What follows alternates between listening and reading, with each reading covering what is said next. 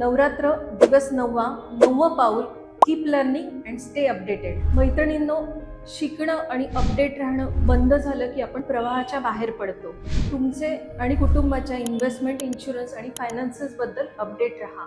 घरातील फायनान्शियल डिसिजन्समध्ये सहभागी व्हा. कुजबी का होईना माहिती मिळवण्याचा प्रयत्न करा. मित्रांनी केली, नातेवाईकांनी केली म्हणून इन्व्हेस्टमेंट करू नका.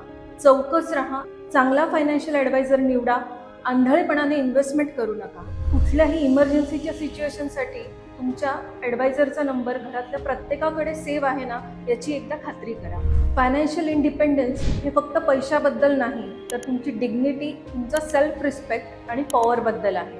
प्रत्येक स्त्री जी सेव्हिंग करते, इन्व्हेस्टमेंट करते, प्लॅन करते, ती स्वतःची सक्सेस स्टोरी प्लॅन करत असते. जेव्हा एखादी स्त्री फायनान्शियली स्ट्रॉंग होते, फायनान्शियल क्लॅरिटी घेते, तेव्हा ती एकटी नाही तर तिचं कुटुंबही पुढे जातं, समाज सशक्त होतो आणि आपला देशही पुढे जातो. चला तर मग या दसऱ्याच्या निमित्ताने सलाम करूया त्या प्रत्येक स्त्रीला जिने चार्ज घेतलाय स्वतःच्या फायनान्सेसचा, स्वतःच्या भविष्याचा. टॅग करा तुमच्या माहितीतल्या सर्व दुर्गांना ज्या फायनान्शियली इंडिपेंडेंट आहेत आणि स्वतःच्या पायावर उभ्या राहण्याचा प्रयत्न करतात.